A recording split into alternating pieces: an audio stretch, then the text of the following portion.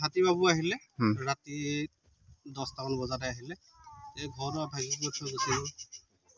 কাকা ভাঙিছে এই আমাৰ 3 ঘৰ মানুহ ভাগিছে এই ওচৰৰ আমাৰ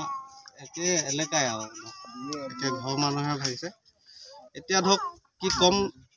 আমিতো এতিয়া সদায় হাজিৰা কৰি খোৱা মানুহ এতিয়া কি কয় চৰকাৰে আমাক কিবা এটা সহায় দিলে আমি ভাল পাওঁ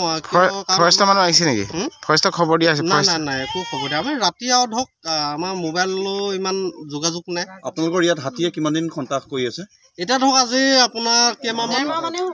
1.5 মাহ মানে হ'ল নেকি এই 1.5 মাহ 2 মাহৰ ভিতৰত ফৰেষ্টৰ মানুহ কিমান দিন আহিছে ফৰেষ্টৰ মানুহ কথা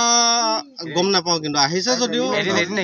এদিন আহিছে না মানে সাহায্য বস্তু বুলিবা একোৱে দিয়া নাই আজি 1.5 মাহ 2 মাহ হ'ল তাৰ বাহিৰেও ধৰ এতিয়া আমি অভাৱী মানুহ এনেকুৱা এটা অনিষ্ট কৰি থৈ গৈছে বহুত গেছ পৰ্যন্ত হেৰি হৈ গৈছে চাইকেল পৰ্যন্ত পলটো বেয়া কৰি থৈ গৈছে মানে বহুত বস্তু কেইটামান অনিষ্ট কৰিছে কিবা এটা ধৰ পালে ধৰ আমি অকণমান ধৰ ভাল পাম ৰুম 2টা ভাঙি থৈ গৈছে তাৰপিছত আকৌ বান্দা এখন ভাঙি থৈ গৈছে তাৰপিছত এই মানুহৰ ঘৰ 2 ঘৰ ভাঙি থৈ গৈছে হাতী অহা প্ৰায় 1.5 মাহ 3 মাহমান হৈ গৈছে ফৰেষ্টৰ মানুহ আহিছিল যদিও মানে হাতীবিলাক খেদাৰ কোনো ব্যৱস্থা কৰা নাই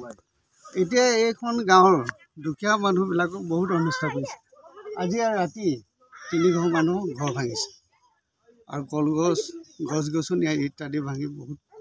অসুবিধাৰ সৃষ্টি কৰিছে